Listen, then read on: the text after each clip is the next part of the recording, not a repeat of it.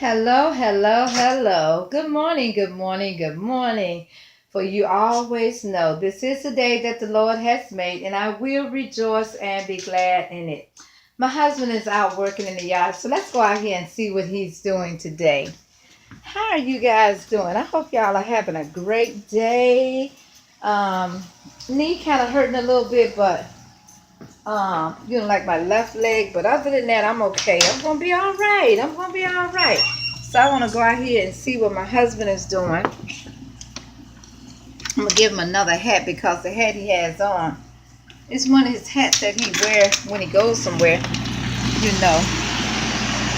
Yeah, they're out here doing work on the streets, cleaning our sewer holes and stuff. So, ooh,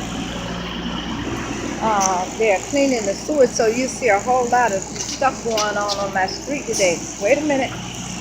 Y'all see him over there cleaning that? Yeah. So look, my husband, when he do the grass, he cut all the way down, like on the outside, he'll cut all the way down to somebody else's yard. I tell you. Hey, boo, why don't you put this one on? That nice owl hat. So you won't mess that one up. Put my husband. Hey, boo. Hey, He's working hard.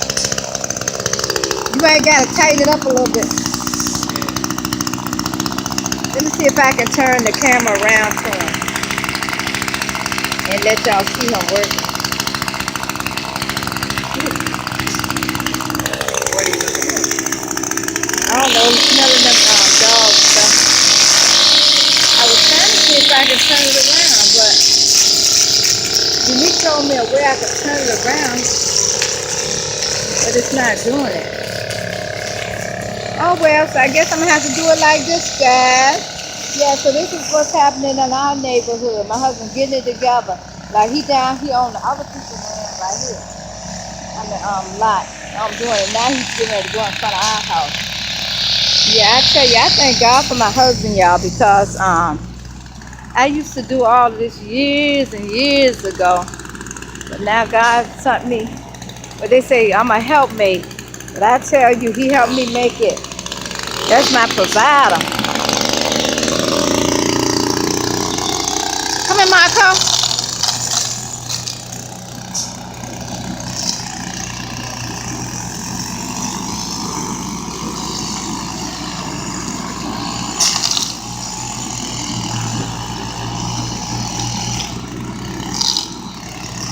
Marco. Marco getting into stuff. See, Marco. Come here, Marco. Marco. Marco. I know you hear me calling you. Y'all see Marco getting into stuff. Come here. I'm going to get that leash. Come here. Come here. And these the guys over here doing some work. I went over there smoking a cigarette. Yep, I tell you. I don't know how many more times my husband gonna have to do the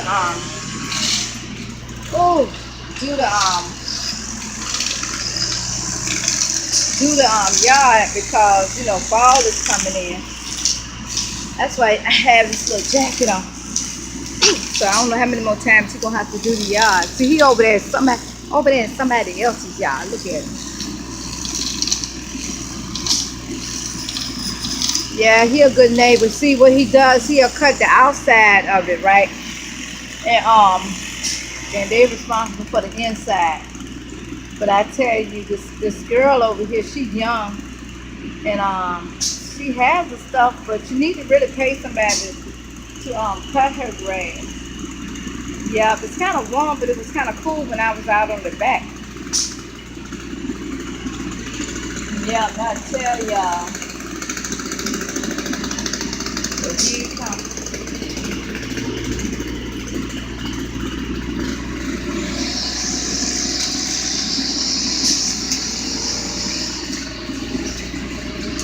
That's what he's doing out here. Getting it together. I need to water my plants more, but I think he'll water them because I had repotted some right and it could look like, look a little dry. But I might have to put some more water in there.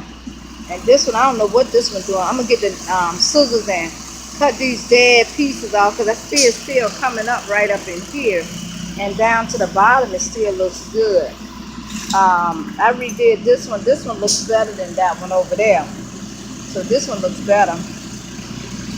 Yeah, and they trying to grow, but it's gonna be time for me to bring them back in the house. Certain plants, you know, like these plants right here, they thinning out. I can't take them in the house. Like right here, they're thinning out.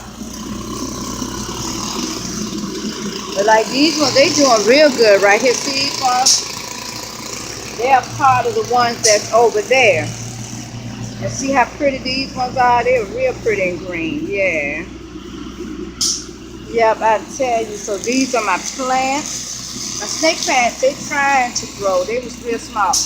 I got them real small, so this one is really growing over here too. I got them real small so they can grow, you know, and I can see them as they mature. I have some more over here too, snake plants. See these ones, they really growing. I think I put like 2 pots in this one right here. This one right here, I put 2 pots. And then I have one right here. And then these ones, I have to take these ones. These ones, they're gonna die out right here. And I don't know, I don't think they'll come back next year. And then this right here, I had my daughter and them had gave me like some plants. You know how not plants, you know, like the flower, like the bouquet of flowers, and this was in it. And so I said, well, I'm gonna replant it. And y'all know that thing still live. Yep, and they gave me that Mother's Day. So I was like, okay. You know, they caught root again, and it lives. So I don't know how big it's gonna get, or is it just gonna be that one stem? Yeah, I don't know. That's my sister, but I'm going to the house to answer that phone. I know y'all say all that noise out there. I tell y'all, but truly God is good and He's worthy to be praised. And I am back in the house. Look at that beautiful color. Look at that beautiful color. Uh-oh, coming in here. I need some light. Let me get my tablet. Oh, there go a little bit light in the bedroom. There's a little bit of light in the bedroom. Yes. Hello, y'all. Hello. Yep, I tell you. But truly, I tell y'all, I just try to do a little something different on the vlog. Because I didn't get it when we was doing a good deed for his cousin. You know, when he was over there doing the yard, it was just a whole lot we had to do. What he had to do. And he had the boys working and stuff. And they were doing work over there. You know, like cutting down trees and tree branches and stuff like that. Let me take these glasses off. Hey, y'all. Hey. Hey, y'all. Hey. As Unique says. And it was just so much work to have been done over there. And I should have recorded some, but I wasn't really feeling well. I kind of like stayed in the house with Lil Dustin. Y'all see when Lil Dustin was trying to do my fingernails? Well, he had his little shop or whatever, you know. And so I was on the inside with him while they was out there doing all that. And his cousin, she was out there helping him, and she was painting the fence. And her son, her oldest son, he was helping her. Her oldest son was helping her. Okay. Now she ain't answering the phone. Her son was out there helping her paint the fence, and kind of like helping my husband clean up out there. Yeah, that's what he was doing. I'm trying to put this down right there. And that's what he was doing out there, helping them, you know, with the fencing. And they had this electric long saw that they were cutting the branches off the trees and stuff, and pulling up stumps, and it was a whole lot of stuff. So that's what they were doing. So I should have done it because we had her yard look so good. Her house and her yard, it's like on a whole block. And I'm like, oh my God, there's so much land.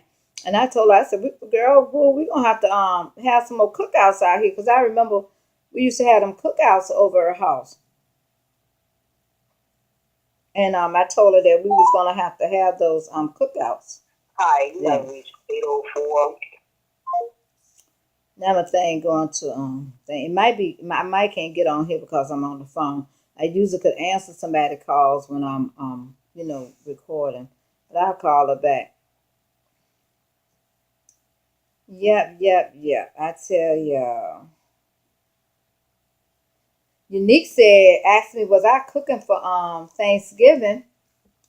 Cause her and Star want to come up here for Thanksgiving, and then they was gonna spend Christmas in Atlanta, cause Star mom live in Georgia, so I guess that's what they was gonna do. But so I told her, yeah, I'll go ahead on and cook Thanksgiving dinner here. Because I got all my new appliances. Last year, Thanksgiving, my oven wasn't working. They wanted me to host here last year, but my oven wasn't working. So, y'all, I'm going to cook. We're going to just have oh, my goodness gracious alive. We're going to have all the little good old Thanksgiving dinner. And I might just do some little banana pudding. And I'm famous for my sweet potato pies, y'all. I might... I might let y'all see me make them sweet potato pies.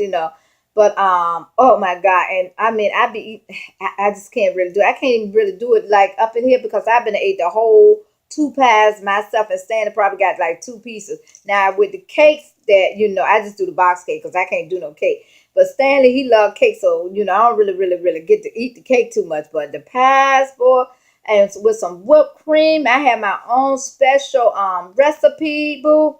And I was trying to go to a different way and get Patty LaBelle pies. Oh my goodness. I was like, oh no, I know I have diabetes and everything, but Patty, I could not deal with Patty pies. So I'm telling y'all, I mean, my pies be so good. I don't eat everybody's sweet potato pie, but my pies be so good. And and then I probably do some old homemade potato salad and macaroni and cheese, and I'm gonna do the big turkey. But I don't really eat pork, but I bet you I'm gonna put I probably do a ham.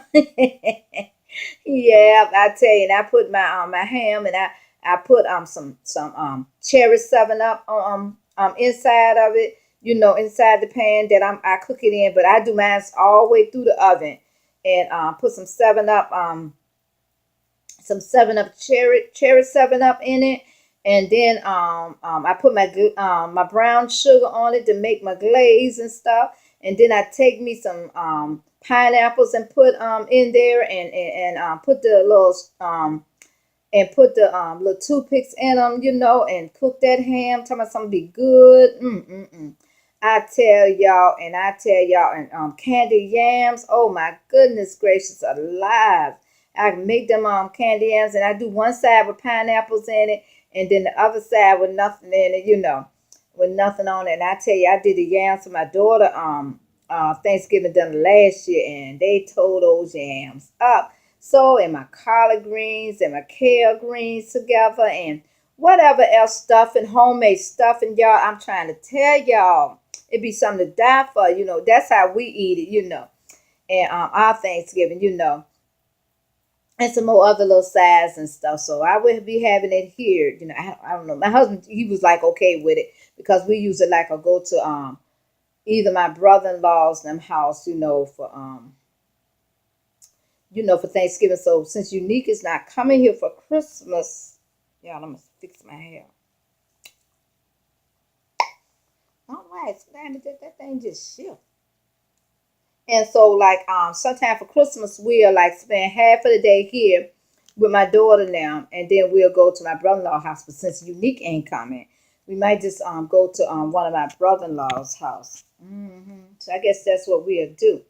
Yay! So that is that. So I was talking. My mama called me this morning. I had a dream last week. Y'all, excuse me. I had a dream last week, and I usually will have dreams, and I don't be knowing it all, but we had a prophet to come from Texas, and he was telling me that our pastor come from Texas. He was telling me that I was a prophetess and God was going to use me in my church to prophesize, And I already knew, God always had a calling on my life with that, and I used to do it before. And sometimes I'll do it as I talk to people, and God lead me to say certain things, and I will say it. And he was telling me that God gonna use my gifts, and He wants me to work in my calling. And so He said, in those dreams, you're gonna understand those dreams. Now, I hadn't talked to the man or anything, but God will tell prophets your innermost secrets or things that nobody know but you.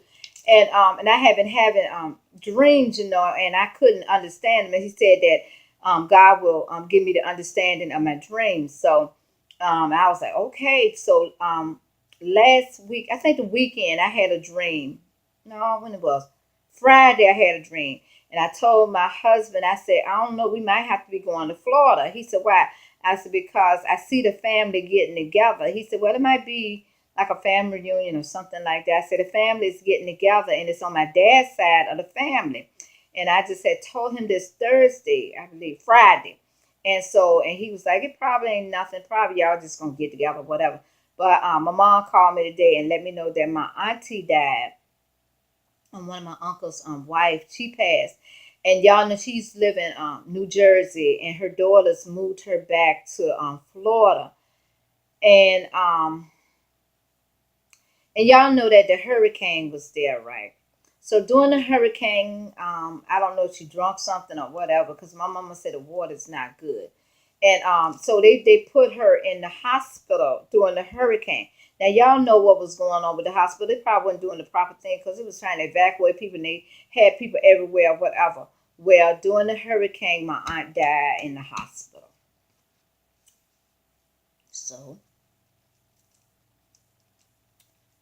So anyway, she was a little sickly. That's why they had her, brought her from New York to back to Jacksonville, Florida. So y'all pray for my family in Florida, that my cousins them that they'll be good, and you know, my cousin Linda and Brenda that they will be good. And their dad had been passed a long, long time ago, but their mama was still here, and they were still here.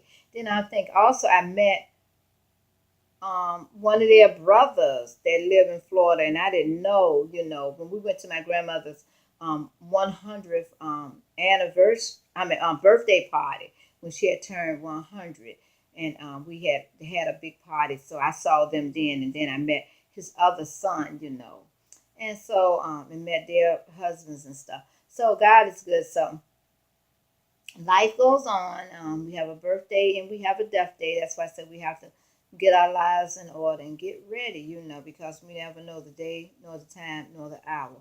But I was just letting y'all know that I had that dream that something was going to happen, and I could see my family on that side, gathering up and stuff like that. Then I have another aunt. She had a back surgery, and so she's been in the hospital for like I think 2 months now. So she's in the hospice now, where they can get her restore her health back and stuff.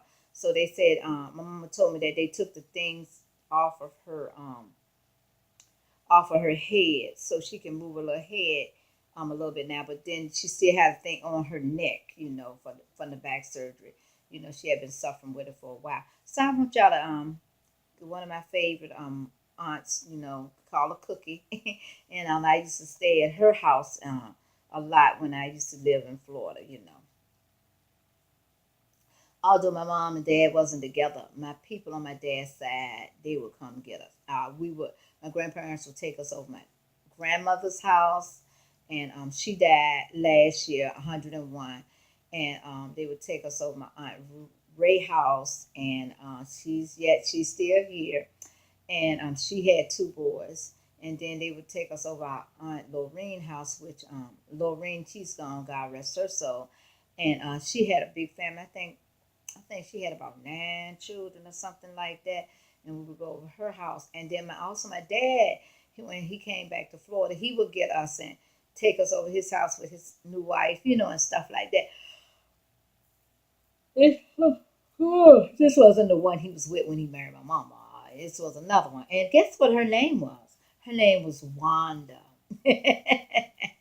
Yeah, so God is good. And I have a sister named Michelle. And the lady my father's with now, her name is Michelle. That's ironic, so it is what it is. So anyway, God is good. So we just gonna keep my family in prayer, keep my auntie in prayer, and then my mom, her husband, common law husband. Ooh, they've been together about 12, 13 years. Now might be about 13 or 14 years. And so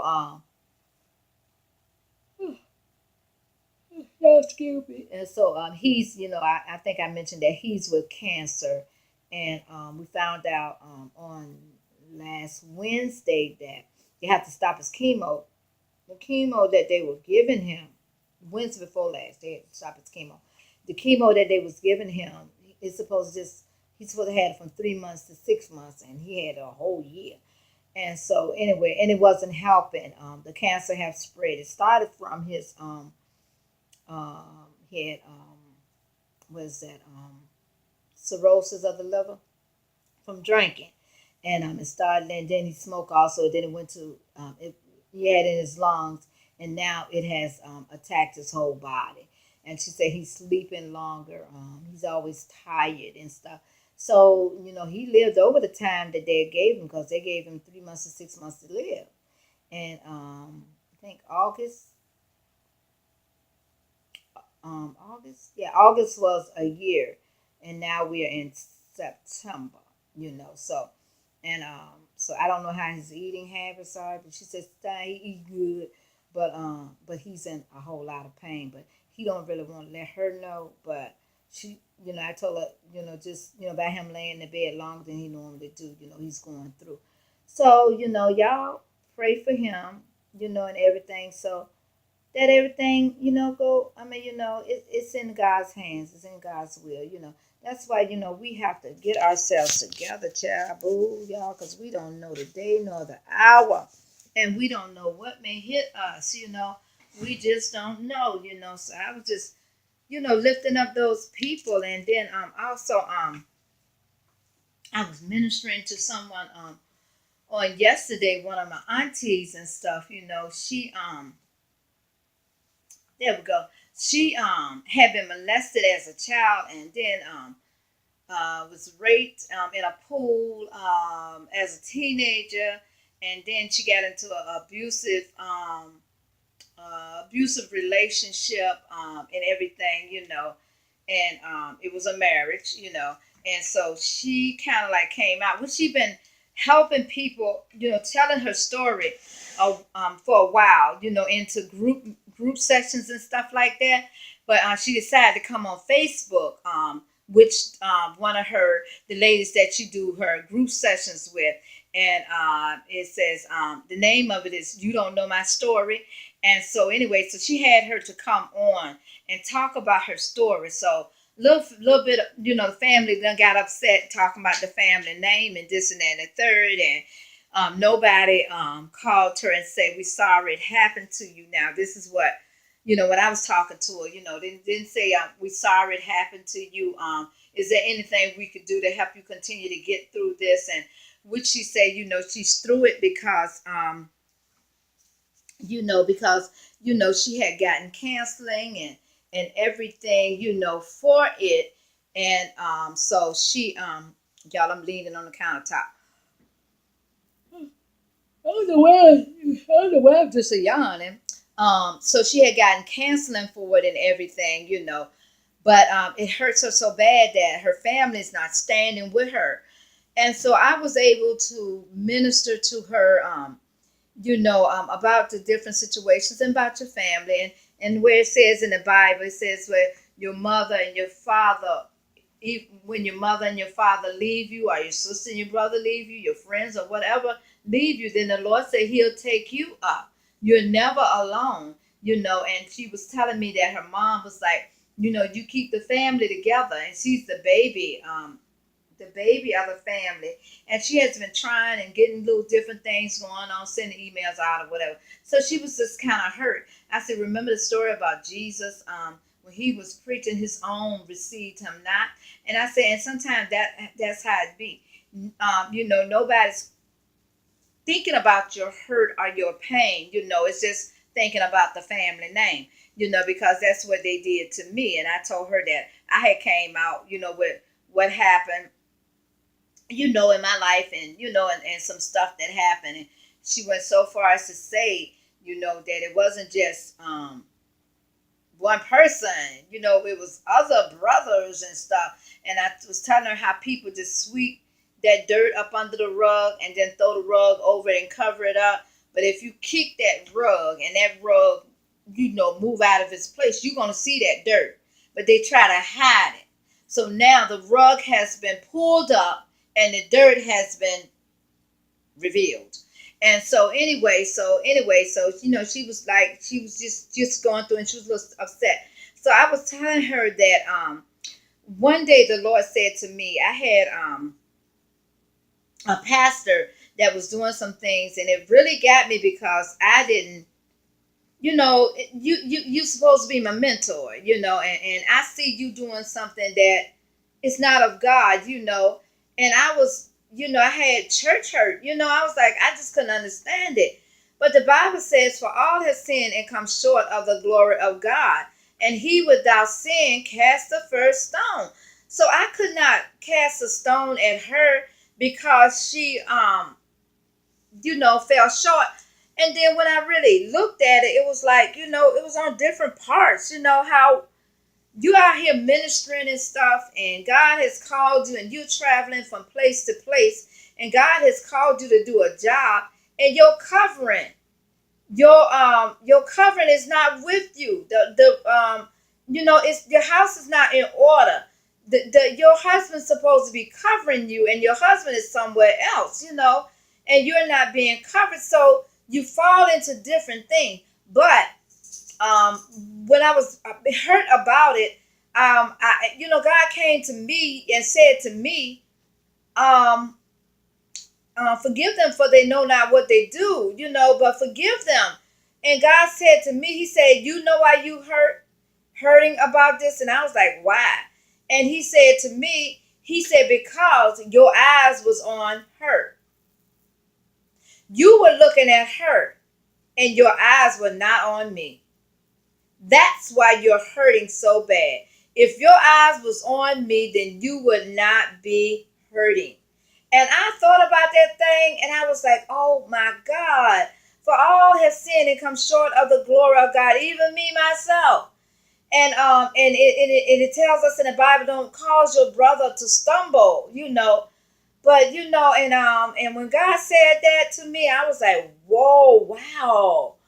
And I was telling her that, because some people are not going to say they're sorry. They're not going to say, can you forgive me? They're not going to even mention that they did these things to you. Like I said, they sweep that stuff under the rug. And it had been done in so many homes, incest. And then that was a real big family, These boys dealing with their I might not say it right, testosterone. I mean, their levels are up, and they don't know what to do with it, Not saying it's okay, but we have to watch as well as pray, So she said that really helped her when I was telling her that, you're focusing on the family and what they think and what they're saying about you. But you shouldn't be focused on them, because at the end of the day, they may walk away, or they might not talk to you. But God will never leave you nor forsake you, nor have you begging for bread. Anything you need is in your hand. I said, you got your family. You got your husband. You got your children. You got your grandchildren. Sometimes we have to leave and cleave. You got to leave your mother and father, cleave to your husband. Okay, and then after your husband is your children. That extended family, if they want to get with you, let them get with you. If they don't, they don't. But don't wear your feelings on your sleeve. You got to get over it, And like I say, they might not never come back and say, I'm sorry. but you know the harm that was done to you. And then you forgave the people that done it to you and you moved on. But we don't have to put ourselves in different situations. Or like I said, only time I come around is like if somebody died, because I don't have no time for the negative vibes, Because I had her brother sent to jail. One of her brothers from doing that to my oldest daughter, which she was 6 years old and he was 26. And they got mad at me. They secluded me from the family, and it was like, my father was saying, you gonna mess up our family name, but you're not thinking about my 6-year-old child, that her mind is messed up for what a 26-year-old done, and I caught him before he penetrated her. So I had to do what I had to do. Like I told her on yesterday, I said I had to be divorced for my child. She was 6 years old, so I had to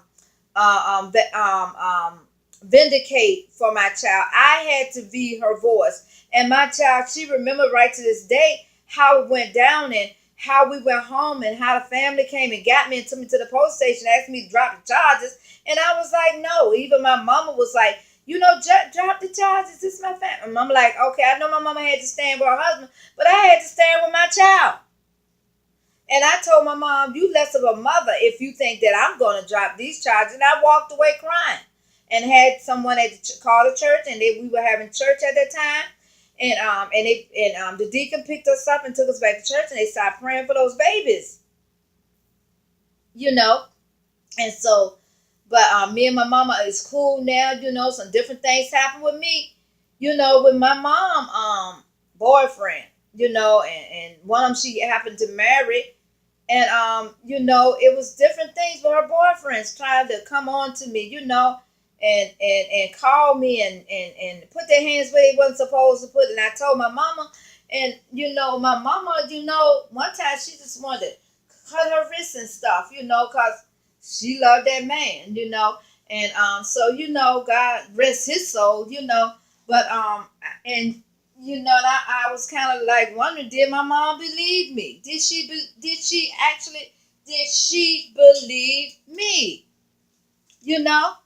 So I don't know. So I don't play when it comes to stuff like that, and I'm gonna tell it.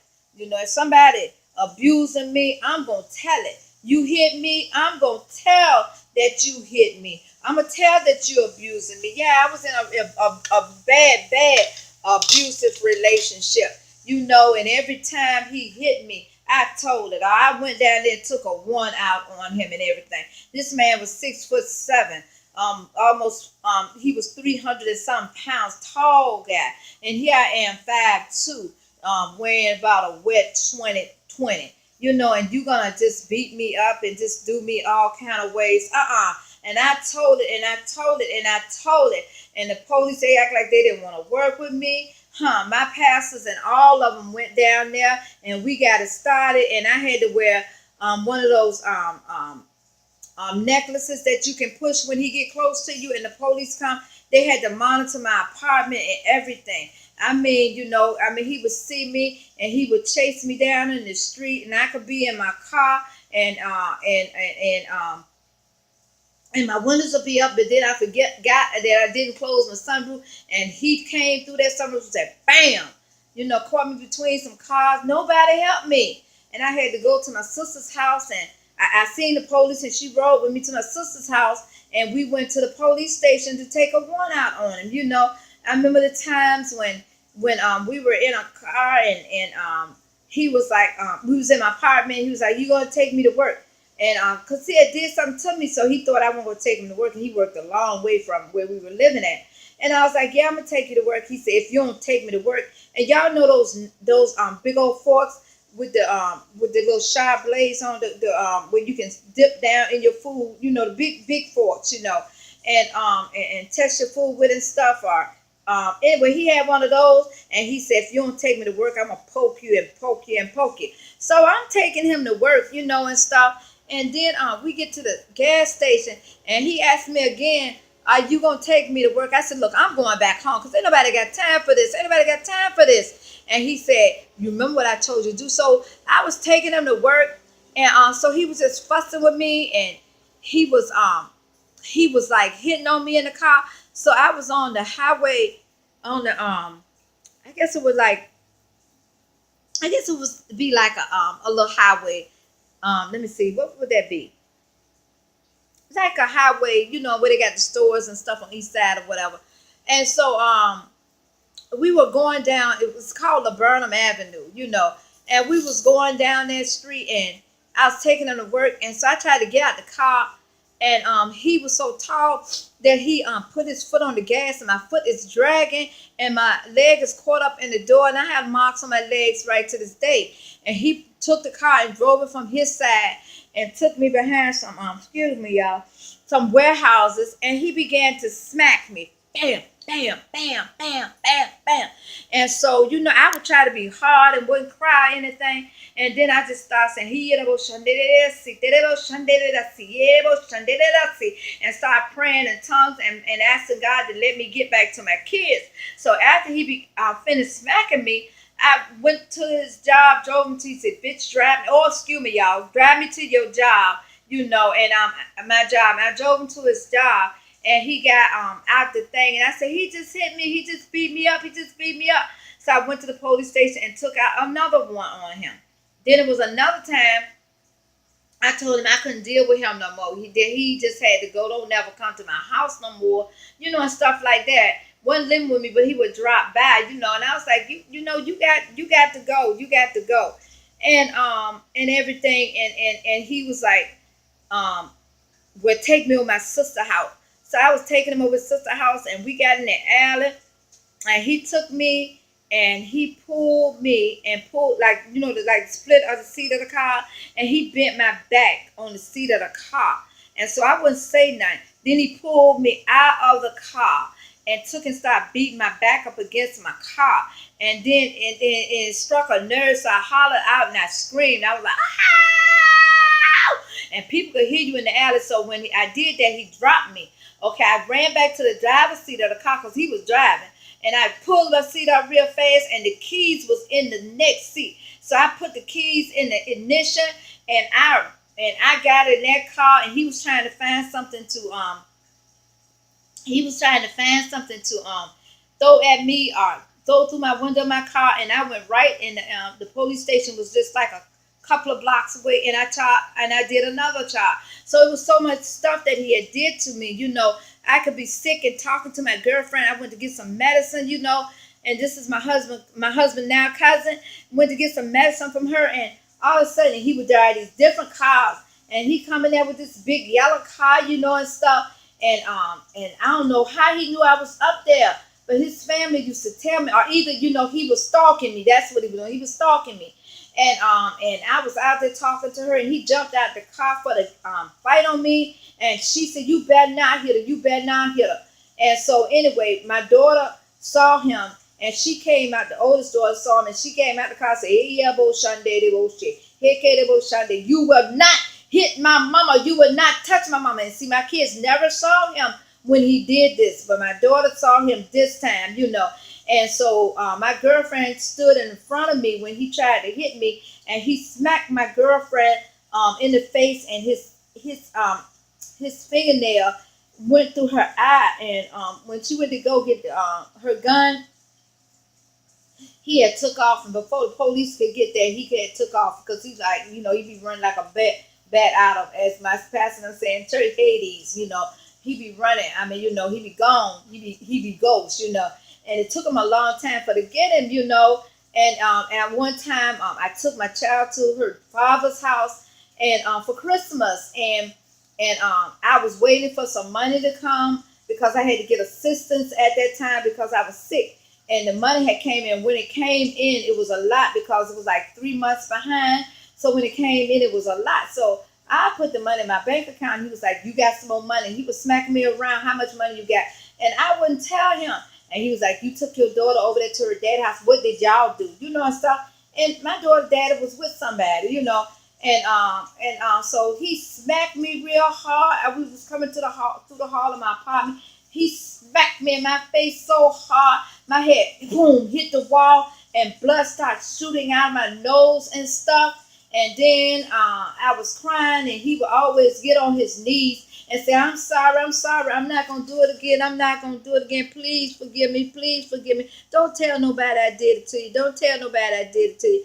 And because we had to go to court, and he was like, don't tell nobody I did it to you, and I said, that's all right, because we was going to court because he had came and was charging at me, and my daughter, oldest daughter, hit him with a bag in the back with one of these brass, big long what you call it, lamp that he had gave me, and my daughter took it, hit him in his back. So somebody told him that they could bring the charges out on me. But we went to court, so he didn't want me to go to court. And so when we went to court, what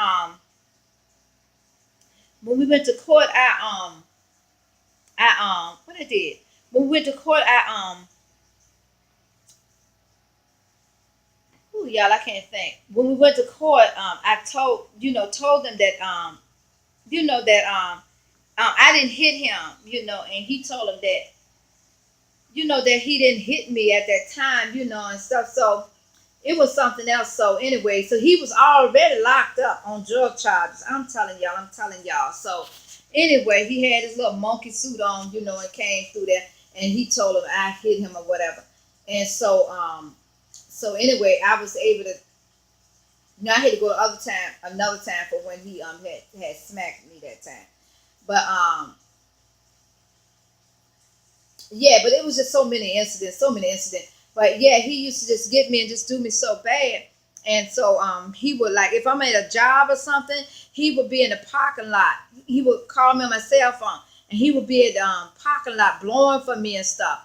And I would tell the people to tell him. Oh, he would call me on the job phone. I would tell me I'm not there. I'm going to lunch, or something like that. Cause my car wasn't there. Cause my daughter had already came and got one of the cars. We would like do a little psychology tactic, or whatever.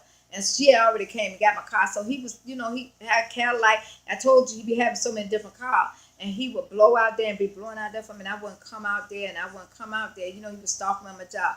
At church, my daughter had my car. She been on went to choir rehearsal, and they be like, that big guy came to the church, And that time that I told you that he punched me in my eye, and I was preaching then. I had to sit on a pulpit, but I had to sit up there with my pastor, and I had my shades on. She was like, take them shades off, and I had to sit on the pulpit with a black eye, And I'm just telling you, So it's just so much I went through and so much I endured.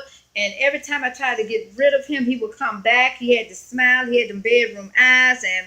And y'all know that other stuff was really off the chain, but it wasn't even worth it, And then, we would just stay in court. And then me and my children were coming home one day. And I used to make a U-turn and park on the side of the street. And I heard someone say, pow, pow. And I was like, that was mighty close, to the kids. We got out of the car and came on in our apartment. So later on that night, I was on the phone talking to my girlfriend, and then so this guy called me and was checking on me and said, no, the guy called me, and I was talking to him, and he was checking on me and saying, how things going? I said, well, everything's quiet right now. He was like, I'm still praying for you. And I was like, okay. And we talked for a little bit, and then my girlfriend beeped in. I said, well, let me get this call. So me and my girlfriend was talking and stuff. Then next thing I know, my daughter's boyfriend, which became her husband, well, he was there coming to visit her, and he came in there to tell her, but he wouldn't tell her because the boy had threatened him on the outside, and so he was outside of my bedroom window, and I didn't know he was listening to my conversation on the phone, and so Alvin said he started to go home. I'll call his name. Well, anyway, he started to go home, but the Holy Spirit told him to come back and check on us. And so he came back. And so anyway, that boy jumped through them windows. And it was like 2 panes of window. And then you got the screen, and stuff. And came through there. I was on the bed. My baby was on the bed. And I ran through the house, and he had ignition blinds just throwing them off of him. And I ran through the house, And my son-in-law, he was in my door was coming. They was throwing stuff at him, and my son-in-law went to go get his gun, but I had fell on the couch, and he was beating me in the top of my head, just pounding me in the top of my head with his fist, And anyway, so somebody knocked on the door, said, "Open the door." And my son-in-law, he was my daughter's boyfriend at the time. He opened the door because he was going out to get his gun. So the police had the gun on him. He said, "No, it's not me. It's not me. It's that big nigga right there." And he was sitting. And I was screaming. I said, "He over here." And so the police told my son-in-law to move back. My son-in-law, he moved back, the police came in, and I'm telling y'all know the story of David and Goliath in the Bible. Mm-mm-mm. Well, that police officer, he was about 5'4", and I told y'all this man was 6'7", and this is not the normal police officer that usually come by my house, but the normal police officer said, "I'm getting ready to get off," and see, they had my phones tapped and everything, and he was like, "I'm getting ready to get off. Could you go over there and check Harris' house?" And so he came over there and he saw the man when he came through my window. And when he got in that parking lot and he came in and I mean, it was like I got to the living room and he was right there. The police was right there at the door. And he said, "If you don't get off her, I'm going to shoot you in your backside." And the guy kept hitting me. He said, "I'm going to shoot you in your back. Get down on the floor." And he was so tall. And these apartments we lived in, somebody lived on that side and I lived on that side, and you had to come into the door, and then it was upstairs. So he was like straddled in my apartment, and he was straddled outside of the place. So all the other police came because he had already called, so all of us there. And they got him out there, and that boy went to fighting them police like it was something crazy. He was throwing them everywhere, and they was beating his butt out there. I'm telling y'all. And then so they took him to jail. They had to take him to the hospital. He wanted to go to the hospital, y'all, because he done jumped through my window and got cut up. But I was cut up. My oldest